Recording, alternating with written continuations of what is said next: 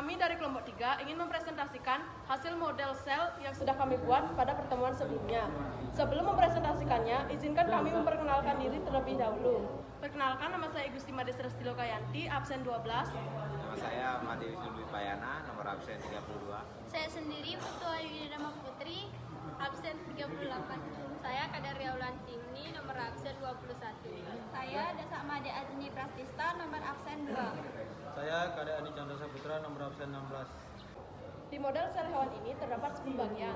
Yang pertama adalah Golgi body. Golgi body adalah kantung khusus yang terdapat pada sel eukariotik yang berfungsi sebagai tempat pengolahan protein. Yang kedua ada nukleus. Nukleus adalah organ terkecil yang fungsinya mengatur dan mengendalikan aktivitas sel hewan.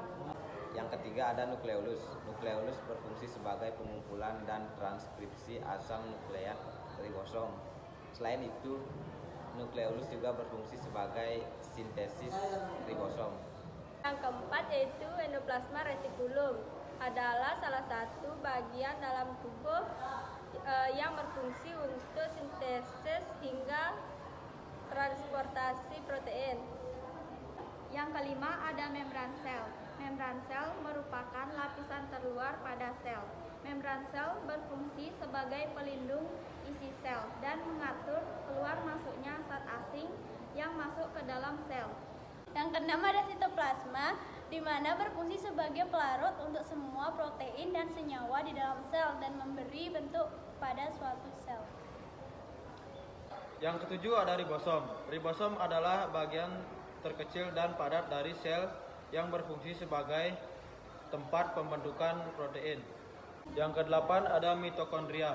Mitokondria adalah bagian terbesar dari sel yang berfungsi sebagai tempat pembentukan energi. Yang kesembilan ada vakuola. Vakuola adalah bagian dari sel yang menyerupai ruang kosong atau kantong penyimpanan yang berfungsi sebagai tempat mengendalikan kadar garam dan air di dalam tubuh. Yang ke-10 ada lisosom. Lisosom adalah kantung kecil yang bermembran tunggal yang mengandung enzim pencernaan. Lisosom berfungsi untuk mencerna bagian-bagian sel yang rusak atau zat asing yang masuk ke dalam sel. Sekian presentasi dari kelompok kami tutup dengan Parama Santi. Oh. Santi, Santi, Santi.